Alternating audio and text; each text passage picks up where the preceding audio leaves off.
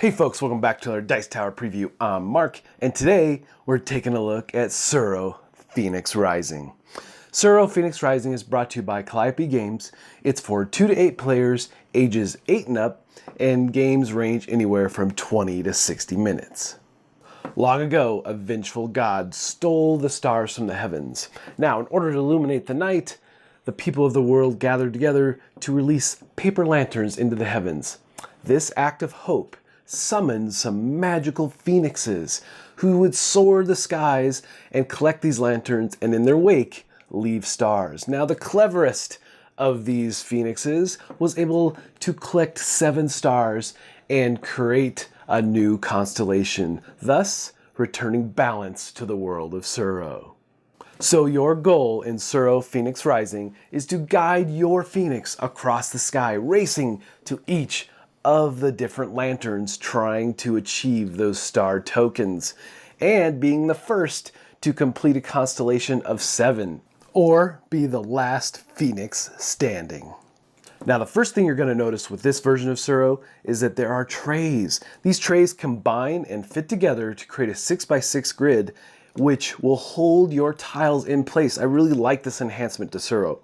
Now, each player is going to pick their Phoenix Pawn and a life token and place it at their starting position that they so choose before any tiles are dealt out in any way. Now, there are 2 types of tiles in this game. You have your center tiles and your edge tiles. The center tiles are going to be shoveled up and laid out into a 4x4 grid in the middle of your trays here. And the thing that you're going to look for is that you want the cloud border face up for the standard version of the game. Now, there's other reasons you're going to use the other sides and so forth, but that's in the advanced rules. Now, the other way to distinguish these tiles is that they have tiny little stars on them, so you know you have the right 16 tiles to start the center core of the board. And then you're going to take your colored lanterns, and all the glowing lanterns are going to receive an appropriate color. There are 7 of these. And then you have your edge tiles. You're going to shuffle those up, and you're going to deal 2 to each player. And then finally, you'll take the star tokens and put them within easy reach of all players. And then you're ready to begin the game. The first player will be the youngest player, and they receive the start player token. And then you're ready to begin. Now, there are 3 main steps to your turn. You're going to be creating your path, you're going to be traveling your path, and then preparing for your next turn. So creating your path is very straightforward. If you're facing a spot on the board that is empty, then you're going to play one of your 2 tiles. You can put it in any orientation that you want, but you have to continue your path.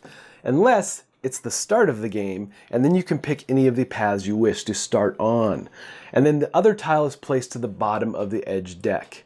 Now, if you're facing a tile that's already in play, and your path is not continued yet, then you can take that tile and rotate it or flip it in order to continue your path. Also, if there are other players already on that tile, you will pull those off first before manipulating the tile. And then after manipulating the tile, you will return any players or lanterns that was there back to their original position, even if there's not a path to put them back on. Now it's time for your Phoenix to soar. You're going to move along the path that you've created. And this path can take you across one or multiple tiles. And the paths can cross and crisscross, so you have to be careful about where you're moving. And your movement will continue until you hit a dead end. Now, there's a couple other things to be mindful of. If you're on a diagonal path, you have to continue that diagonal path. Also during movement, your Phoenix might be forced to leave the board.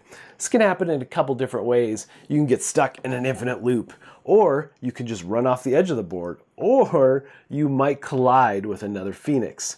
If any of these things happen, those Phoenix are returned to the player off the board, and can only return on their next turn if they have a life token.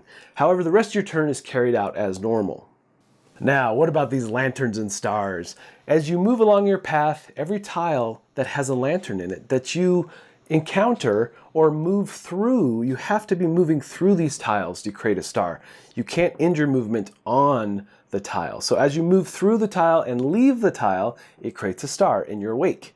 So, and this is really the core thing you are trying to do. You're trying to get as many stars as possible. So you'll continue this movement, and for every tile that has a lantern in it that you pass through, you will place a star on the tile. So once your movement comes to an end, you hit a dead end, you fall off the board, whatever it might be, then you go back to the tiles where you created stars. Each of the lanterns that are there are going to be moved first. You move lanterns to another tile that has the same color and shape lantern. And then you'll proceed to score your stars. You'll gather all the stars that you created and put them in front of you.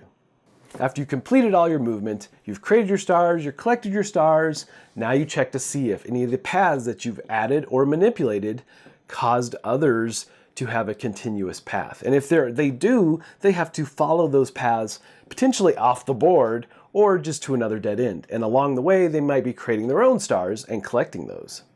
Now at the end of your turn, if you've hit a spot where you're up against an empty space on the board, well then you need to prepare for your next turn by drawing 2 tiles from the edge stack. Or if you've just hit a dead end, that will end your turn there. You won't be drawing tiles. That only happens if you're coming up against an empty spot on the board. And then at any time during the game, if someone collects 7 stars, that triggers the game end and you'll finish out the round. All right, let's talk a little bit more about rising from the ashes, because if you were eliminated from the board and now your Phoenix is in front of you, then you can spend a life token to come back onto the board, and it's going to work just like it did at the beginning of the game. You're going to have 2 edge tiles, play one, and discard the other to the bottom of the pile. And then you're back in business on the board. However, if you don't have a life token, you are eliminated. And you lose your star tokens. Now, you do have the ability to use your Phoenix powers whenever you want to. So you potentially can destroy your Phoenix, removing it from the board in order to use your life token on your next turn to more strategically come back in a more advantageous spot to get more stars. The first one to 7 stars, creating that constellation, is going to win the game. If there's a tie, then you look at both players and see if any of them have their life token left. Whoever has a life token, they will become the winner. If there's still a tie, then you're going to share the victory.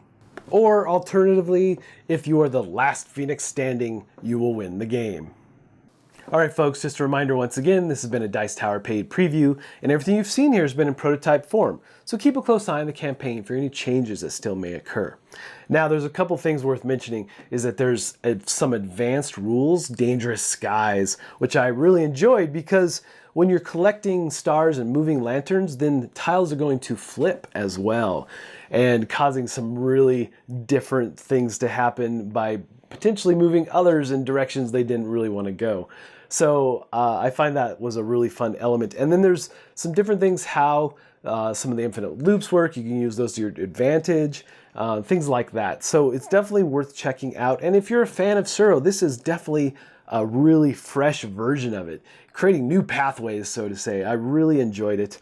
And Tsuro's been a long-time family favorite game at our house, and this will just continue the path as well. So if you think this looks like something that would be of interest to you, I'm sure they would appreciate your support. So I think that's it for me, and until next time, we'll see you at the table. Thanks so much for watching the Dice Tower videos. Find more great videos and reviews, as well as our top-rated audio podcast at Dicetower.com. You can also find other great shows at Dicetowernetwork.com. I'm Eric Summerer, and you've been watching The Dice Tower. The Dice Tower is sponsored by Cool Stuff Inc., where you can find great games for great prices. Cool stuff in stock. Check them out at CoolStuffInc.com.